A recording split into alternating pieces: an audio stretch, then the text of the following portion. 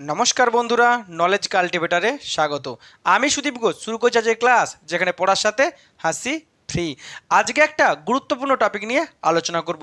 আজকে একটি চাকরির খবর নিয়ে আলোচনা করব, যা আমাদের শিক্ষিত যুব সমাজের কাছে একটা খুবই অত্যন্ত গুরুত্বপূর্ণ খবর। তার সাথে আবার কম্পিটিটিভ এক্সামের কারেন্ট অ্যাফেয়ার্সেও ইম্পর্টেন্ট। আজকের ভিডিও হলো পিএম ইন্টার্নশিপ স্কিম, অর্থাৎ প্রধানমন্ত্রী ইন্টার্নশিপ স্কিম। তো এই টপিকটি নিয়ে আলোচনা করব। আজকের ভিডিওতে কি থাকবে, যে পিএম ইন্টার্নশিপ স্কিম নিয়ে কি খবরটি এসছে তা দেখে নেব।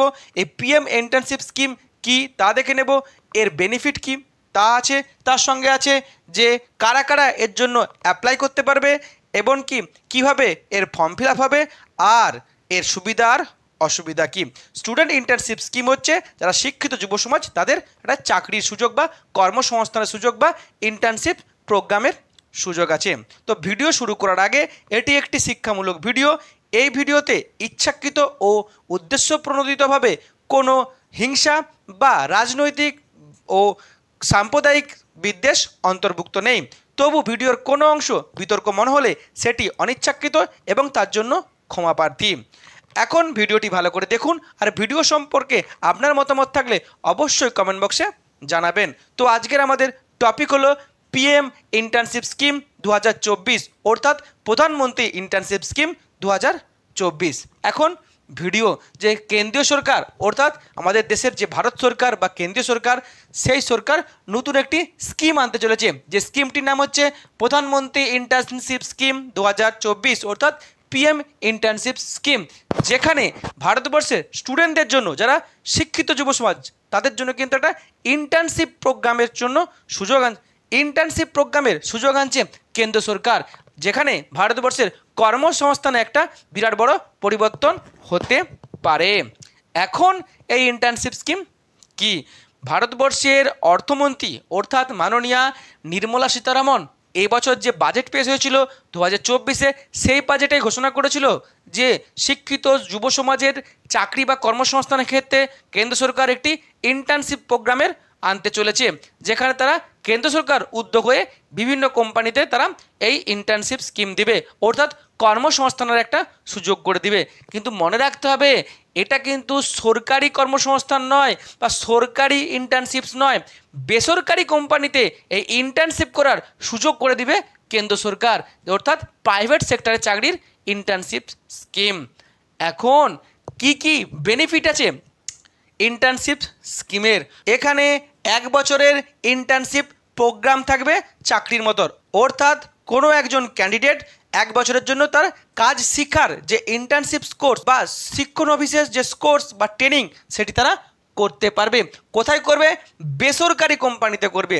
এবং কেন্দ্র সরকার এরকম 500টি বেসরকারি কোম্পানি তারা জোগাড় করবে বা তাদের সঙ্গে চুক্তি করবে, যারা ভারতবর্ষের এই শিক্ষিত যুব সমাজের কাছে এই ইন্টার্নশিপ বা ট্রেনিং কোর্সের সুযোগ এনে দিবে। এখন আর কি আছে তার সাথে, যারা এই ইন্টার্নশিপ প্রোগ্রামটা করবে তাদের প্রতি মাসে কেন্দ্র সরকারের কাছ থেকে 5,000 টাকা করে একটা স্টাইপেন্ড বা স্যালারির মতো পাবে। তার সাথে যখন এই 1 বছরের ইন্টার্নশিপ কোর্সটা কমপ্লিট হয়ে যাবে, তখন কিন্তু এককালীন আরও 6,000 টাকা পাবে, অর্থাৎ 12 মাসে 5,000 করে, 12 5 60, তার সঙ্গে আরও 6,000, অর্থাৎ সারা বছরে এই কোর্স কমপ্লিট করলে একজন প্রার্থী পাবে এই ইন্টার্নশিপ কোর্সের জন্য প্রায় 66,000 টাকা। তার সাথে ইন্টার্নশিপ কমপ্লিট হলে সেখানে একটা ইন্টার্নশিপের সার্টিফিকেট পাবে। তাছাড়াও যারা ওই যে কোম্পানিতে ইন্টার্নশিপ করছে, তারা যদি ভালো কাজ করতে পারে, যদি দক্ষতা দেখাতে পারে, তাহলে যারা গুড ট্রেনি বা যারা গুড নোভিস, তাদের জন্য কিন্তু ওই কোম্পানিতে কাজেরও সুযোগ থাকছে। এছাড়া আরও একটি সুযোগ থাকছে, যারা এই ইন্টার্নশিপ কোর্স করবে তারা কেন্দ্র সরকারের যে সমস্ত বিমাগুলি আছে, যেমন প্রধানমন্ত্রী জীবন জ্যোতি বিমা যোজনা, প্রধানমন্ত্রী সুরক্ষা বিমা যোজনা, এর কিন্তু তারা সুবিধা পাবে। তার সাথে কেন্দ্র সরকার টার্গেট রেখেছে যে পাইলট প্রজেক্ট শুরু হচ্ছে এবছরই তারা দেশের প্রায় 1 লক্ষ শিক্ষিত যুবককে এই ইন্টার্নশিপ কোর্সে অফার করবে বা ইন্টার্নশিপ কোর্স তাদেরকে দেবে, অর্থাৎ 1 লক্ষ ক্যান্ডিডেট এখানে ইন্টার্নশিপ কোর্স পাবে। আর আগামী 5 বছরে 1 কোটি ছেলেপুলেকে এই ইন্টার্নশিপ কোর্সে বা প্রোগ্রামে দেওয়ার জন্য লক্ষ্য রেখেছে কেন্দ্র সরকার। এখন কারা এই ইন্টার্নশিপ যে প্রোগ্রাম বা অনেকে যে ছদ্ম চাকরি তার সুযোগ পাবে। এলিজিবিলিটি কী আছে? এলিজিবিলিটি হচ্ছে বয়স হতে হবে, যারা অ্যাপ্লাই করবে তাদের বয়স হবে 21 থেকে 24 বছরের মধ্যে, এবং তাদের পরিবারের মান্থলি ইনকাম হবে যে 8 লাখ টাকার নিচে। তার সাথে শিক্ষকতা যোগ্যতা কি লাগবে? শিক্ষকতা যোগ্যতা লাগবে পাস আউট স্টুডেন্ট, অর্থাৎ যারা কোর্সটা কমপ্লিট করেছে, নিজেদের একাডেমিক কোর্স কমপ্লিট করেছে। কোন কোন একাডেমিক কোর্স হলে? এইচএস হতে হবে, কিংবা আইটিআই হতে হবে, কিংবা ডিপ্লোমা হতে হবে। তার সাথে যে গ্র্যাজুয়েশন কোর্স যেমন BA, BSc, BCom, engineering, technician, pharmacy, management, এই সমস্ত গ্র্যাজুয়েশন কোর্সে যারা যারা পাস আউট তারাই কিন্তু এখানে অ্যাপ্লাই করতে পারবে। আর কারা পারবে না? পারবে না হচ্ছে যে আইআইটি স্টুডেন্টরা, কিংবা মেডিকেল সায়েন্সের স্টুডেন্টরা, কিংবা আইআইএমের স্টুডেন্টরা, চার্টার্ড অ্যাকাউন্টেন্ট বা অন্যান্য মাস্টার ডিগ্রি কোর্সের যারা ক্যান্ডিডেট আছে তারা কিন্তু এখানে অ্যাপ্লাই করতে পারবে না। এখন ফর্ম ফিল আপ কবে থেকে হবে? ফর্ম ফিল আপের যে অনলাইনের মাধ্যমে যে পোর্টালের মাধ্যমে হবে, সেই পোর্টালটা কিন্তু অলরেডি উদ্বোধন হয়ে গেছে। এরপর যে সমস্ত কোম্পানি এই যে ইন্টার্নশিপ প্রোগ্রাম দেবে তারা তাদের ডিটেলস আগামী 10ই অক্টোবরের মধ্যে এই পোর্টালে তারা আপলোড করবে। আর ক্যান্ডিডেটরা অ্যাপ্লাই করতে পারবে 12 থেকে 25 অক্টোবরের মধ্যে। আর শর্ট লিস্টেড যে লিস্ট, সেই লিস্ট কিন্তু পাবলিশ হবে 26 অক্টোবর। আর ক্যান্ডিডেটদের যে সিলেকশন প্রসিডিওর চলবে 27 অক্টোবর থেকে 7ই নভেম্বর পর্যন্ত। আর এই যে ইন্টার্নশিপগুলো যেগুলো কোম্পানি অফার করবে, সেই কোম্পানি তাদের ইন্টার্নশিপ অফার করবে 8 থেকে 15ই নভেম্বরের মধ্যে। আর এবছরের বা প্রথম বছরের এই ইন্টার্নশিপ কোর্স বা প্রোগ্রাম চালু হবে আগামী 2রা ডিসেম্বর থেকে। আর মেনলি যে সিলেকশন প্রসিডিওরটা হবে এটা কিন্তু মেনলি অ্যাকাডেমিক্সের ওপর নির্ভর করে হবে। তার সাথে একজন প্রার্থী তারা সর্বোচ্চ 3টে কোম্পানির কিন্তু এই ইন্টার্নশিপ অফার পেতে পারে, তার মধ্যে তারা যে কোনো একটিকে চয়েস করতে পারবে। এখন এই যে পিএম ইন্টার্নশিপ স্কিম, এর অ্যাডভান্টেজ কি? যে অ্যাকাডেমিক্স কোর্স যখন আমার কমপ্লিট হচ্ছে, আমি যখন এইচএস কমপ্লিট করছি, কিংবা আমার আইটিআই বা আমার ডিপ্লোমা বা আমার টেকনিশিয়ানের কোর্স কমপ্লিট করছি, তারপরে কিন্তু আমরা একটা সরকারের কর্তৃত্বে বা সরকারের আন্ডারে একটা ইন্টার্নশিপ কোর্স করছি, যেটা কিন্তু একটা বিরাট বড় সুযোগ। অনেক ক্ষেত্রে দেখা যায় যে যারা আমরা প্রফেশনাল লাইনে পড়াশোনা করি, আমাদের কলেজ থেকে কিন্তু আমাদের ঠিকঠাক ইন্টার্নশিপ কোর্স দেয় না, বা আমাদের কলেজ থেকে যে ইন্টার্নশিপ কোর্সটা দেয় সেটাতে কিন্তু আমরা স্যাটিসফাইড নয়। আমরা মনে করি যে এটা বেকার হচ্ছে, আমাদের কিছু একটা কাজে লাগবে না, বা আমরা এটাতে কাজ শিখতে পারবো না। তাই কি হয়, অনেককে নিজের দ্বারাই বা নিজের পরিচিতির মধ্যে ইন্টার্নশিপের জন্য যে কোনো কোম্পানি খুঁজে নিতে হয়, এবং সেক্ষেত্রে আবার অনেকের সমস্যা দেখা যায়। অনেকে কিন্তু আবার কোম্পানি পায় না এই ইন্টার্নশিপের জন্য। এখানে কিন্তু একটা বিরাট বড় সুযোগ, তারা কিন্তু এখানে ইন্টার্নশিপ পাচ্ছে। অন্যদিকে আর কি আছে, এই যে ইন্টার্নশিপ কোর্স করবে এরা কিন্তু স্টাইপেন্ড পাবে। বললাম প্রতি মাসে 5,000 টাকা পাবে, এবং কোর্স কমপ্লিট হলে 6,000 টাকা পাবে এককালীন। কিন্তু অনেকেই যখন আমরা কোর্স করছি, ইঞ্জিনিয়ারিং কোর্স করছি, ডিপ্লোমা কোর্স করছি, কিংবা আইটিআই কোর্স করছি, আমরা যখন ইন্টার্নশিপ করি তখন কিন্তু কোম্পানি থেকে আমাদের কোনো স্টাইপেন্ড দেয় না, কিন্তু আমরা এখানে কিন্তু একটা স্টাইপেন্ড পাচ্ছি, অনেকটা সেই চাকরির স্যালারির মতো 5,000 টাকা করে পাবো। তার সাথে কী হয়, আমরা পড়ার সময় বড় কোম্পানিতে ইন্টার্নশিপ করার সুযোগ পাই না, কিন্তু এখানে কিন্তু বড় বড় কোম্পানিতে আমি ইন্টার্নশিপ করার সুযোগ পাবো, অর্থাৎ বড় কোম্পানিতে আমি যে বড় পরিবেশে একটা কাজ শেখার সুযোগ পাবো, যা কিন্তু আমার বিরাটভাবে উপকৃত করবে আমার আগামী দিনে। যেমন এখানে টাটা, রিলায়েন্স, এ সমস্ত বড় বড় কোম্পানিগুলি থাকছে। তার সাথে আর কি আছে, এই যে ইন্টার্নশিপ প্রোগ্রামের যে এক্সপিরিয়েন্সটা থাকছে, তার সাথে যে সার্টিফিকেটটা দেবে কোর্স কমপ্লিট হলে, সেটা কিন্তু আগামী দিনে আমার চাকরি খোঁজার ক্ষেত্রে বা অ্যাপ্লাই করার ক্ষেত্রে খুব সুবিধা হবে। তাছাড়া আর কি আছে, যে কোম্পানিতে আমি এই ইন্টার্নশিপ প্রোগ্রাম করছি সেখানে যদি আমি ভালো কাজ করতে পারি, তারা যদি আমাকে মনে হয় আমি এবেল এবং তাদের কোম্পানির জন্য আমার প্রয়োজনীয়তা আছে, তাহলে কিন্তু তারা আমাকে সেখানে চাকরি দিতে পারে। তার সাথে আরও একটা সুবিধা আছে, যে আমরা বলি না, এখন চাকরি পেতে গেলে একটা রেফার করতে হয় বা একটা সুপারিশের প্রয়োজন হয়, তো সেটা আমরা অনেকে পাই না, কারণ অনেকেরই কিন্তু আমাদের ভালো পরিচিত থাকে না, বা দাদা, বাবা, কাকা থাকে না।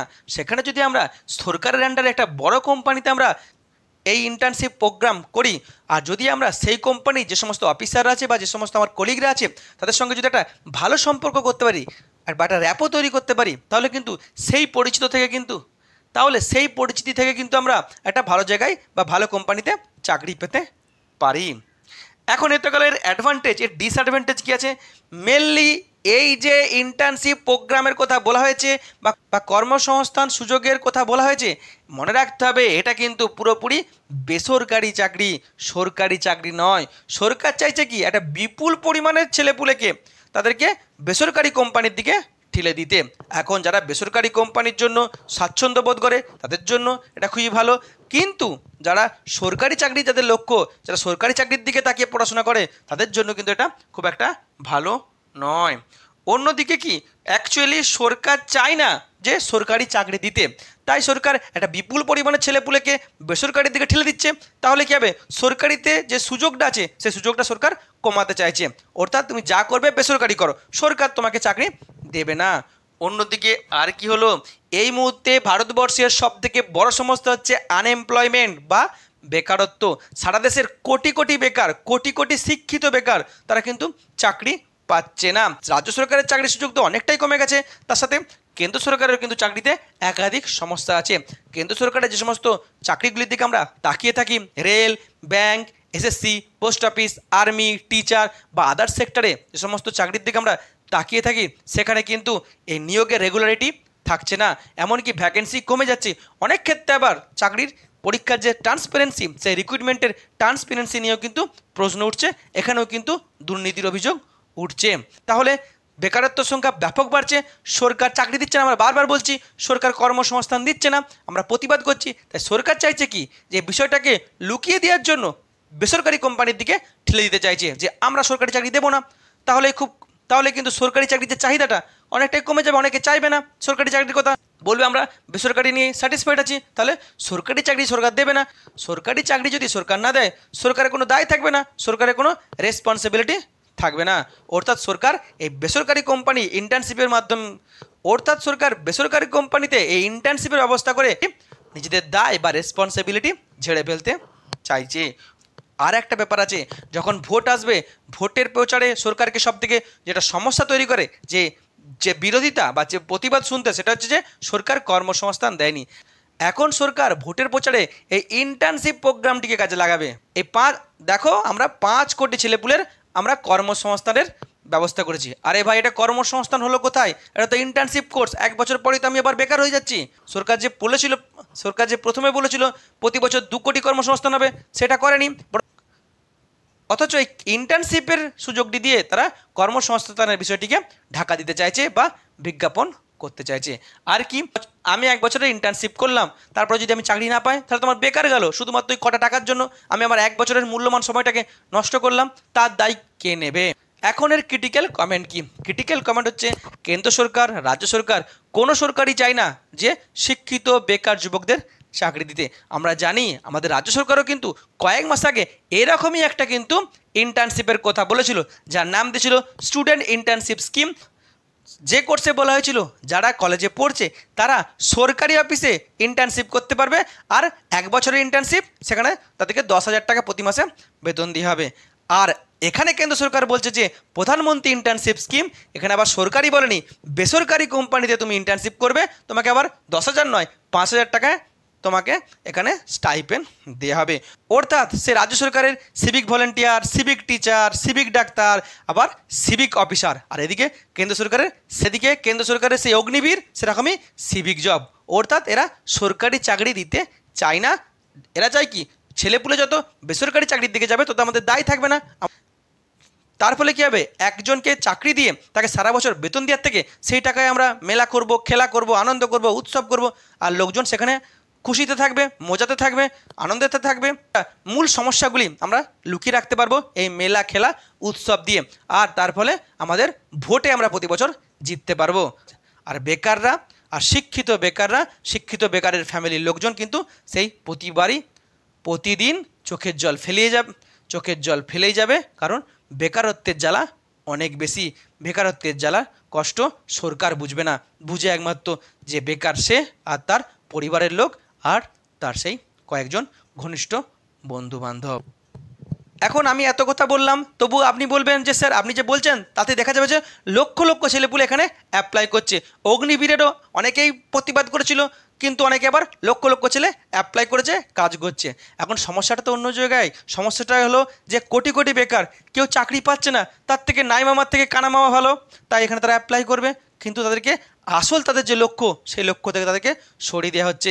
এটা সরকারের দোষ, যারা অ্যাপ্লাই করছে তাদের দোষ নয়। সরকার চাই যে ছেলেপুলেকে সরকার চাই একটা ক্যান্ডিডেটকে 40,000 টাকা বেতনে চাকরি দেওয়ার থেকে তাকে 10,000 টাকা 5,000 টাকা বেতনের চাকরি দিয়ে তাকে দিয়ে বেশি বেশি করে খাটিয়ে নেওয়া। অর্থাৎ যোগ্যতার কোনো এখানে দাম থাকছে না, কারণ বেকারত্বের কাছে, বেকারত্বের জ্বালার কাছে আর সরকারের এই ফন্দির কাছে ছেলেপুলের যে যোগ্যতা সেটা কিন্তু হেরে যাচ্ছে। আপনি কি প্রধানমন্ত্রী ইন্টার্নশিপ স্কিমকে সাপোর্ট করছেন না এর বিরোধিতা করছেন? অবশ্যই কমেন্ট বক্সে জানাবেন।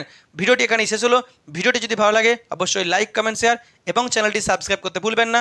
আবার দেখা হবে নতুন একটি ভিডিওতে। ততক্ষণ পড়তে থাকো, হাসতে থাকো।